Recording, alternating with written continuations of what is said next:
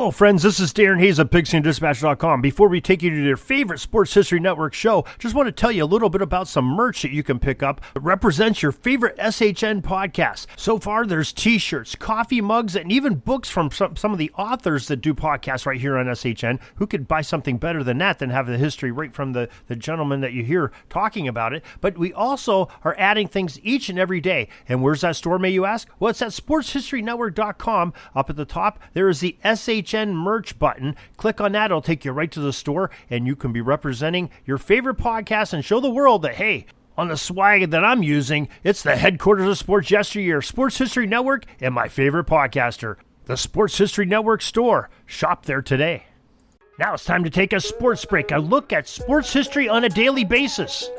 Hello, my friends of sports history. This is Darren Hayes of the Sports Jersey Dispatch podcast. Welcome once again to the Pig Pen, your place for all things great in sports history. And we have some of the greatest events on this sports break that happened on November 4th, the athletes that performed them, and their uniform numbers that they wore.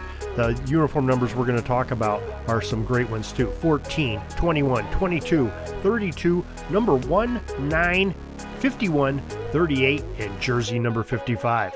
Before we get into the news of the day, let's make sure that you know how to get a hold of us and send us your feedback. We are pigskindispatch@gmail.com. Love to hear your feedback. Please send us a line, and we will make sure we get right back to each and every email that is sent to us, and we'd love to hear from you.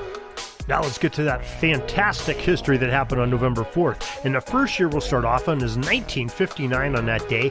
And Ernie Banks, who wore number 14 as the Cubs shortstop in Chicago, he won his second consecutive National League Most Valuable Player Award. November 4th, 1973. Chicago Center, number 21, Stan Mikita registers his 1,000th National Hockey League career point, and the Blackhawks 5-3 loss to the Minnesota North Stars at the Met Center in Bloomington, Minnesota. Next, we flip the calendars 2 years in advance to 1975 on November 4th, and the Baltimore Orioles pitcher, Jim Palmer, wearing number 22 that season, won his second Cy Young Award for the Major Leagues. November 4th, 1980, Major League Baseball's Philadelphia Phillies pitcher Steve Carlton, number 32 on his jersey, he won his third National League Cy Young Award that year of 1980. And on that same day, over in Japan, Soderu Oh, who wore number 1, was professional baseball's all-time home run king. He had 868 in his career over there on the island of Japan, and he retired on this day at the age of 40 years young. November 4th, 1987, Benito Santiago, number 9, and the San Diego Padres catcher, won the National League Rookie of the Year. And what a great career Benito Santiago had. November 4th, 1987, the National Basketball Association announced that it would be adding 4 new franchises. See if these sound familiar to you. Charlotte and Miami for the 1988 campaign, and then Minneapolis and Orlando in 1989. Had some great teams since then, and they're only, 35 years old. November 4th, 2001, in the World Series, Arizona defeated the New York Yankees 3-2 in Game 7 at the Bank One ballpark in Phoenix for the Diamondbacks' first franchise title. There was co-MVPs, and there was Arizona's starting pitchers, number 51, Randy Johnson, the big unit, and number 38, Curt Schilling. Quite a pair of pitchers that the Arizona Diamondbacks had that season of 2001. November 4th, 2009, another World Series, and the New York Yankees, well, they won this time. They defeated the Philadelphia Phillies 7-3 in Game 6 at Yankee Stadium to win the Bronx Bombers' record 27th Major League Baseball title. Most valuable player was New York's outfielder number 55, Hideki Matsui.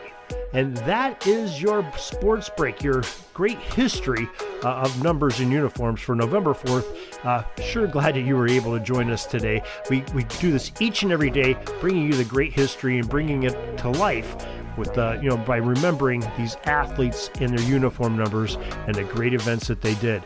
If you are looking for more sports history in the meantime, till tomorrow when we come back, you can go to sportshistorynetwork.com. There is 30 different podcasters or more. We're adding some all the time. And we're bringing you some great sports history from all eras and all genres, and is very family friendly. Able to download thousands of hours of podcast enjoyment in sports history. sportshistorynetwork.com. Also, you can go to our sister site, pigskindispatch.com, for some great football content. We have football content each and every day. It's changing by the day. We honor the Hall of Famers of both the college and the Professional Football Hall of Fame, and also the great games and events that happened on each day. Plus, we have some great specials too, where we talk about some early teams or some modern teams, some great players, and always have some great guests on there with some excellent gridiron topics. Love to see you over at pigskindispatch.com or your favorite podcast provider. So till tomorrow, everybody, have a great sports history day. Sorry, but my pitching coach just called timeout and he's coming out to the mound. I think I'm going to get yanked for a reliever. We'll see you back tomorrow for some more great sports history on Sports Jersey Dispatch Podcast. We invite you to check out our websites, jerseydispatch.com and pigskindispatch.com. Not only see the daily sports history, but to experience the preservation of great events and people that play the games. Find us on Pigskin Dispatch. It's also on social media outlets of Facebook, Twitter, Instagram, and don't forget the Pigskin Dispatch YouTube channel to get all your daily sports history. Pigskin Dispatch is happy to be associated with the Sports History Network, the sports headquarters of yesteryear, found at sportshistorynetwork.com. This podcast is part of the Sports History Network, your headquarters for the yesteryear of your favorite sport. You can learn more at sportshistorynetwork.com.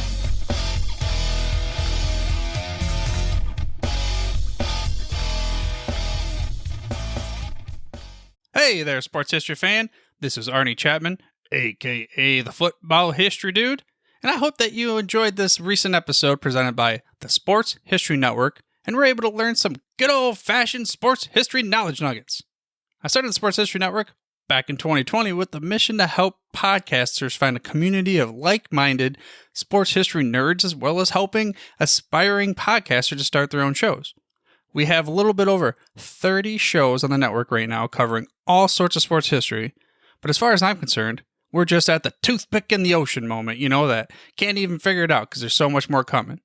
We wanted to create the ultimate headquarters for sports yesteryear, starting with Podcast Network and our website, but we're going to continue to move into other mediums as well. And here's the cool part, because we want you to be part of our team.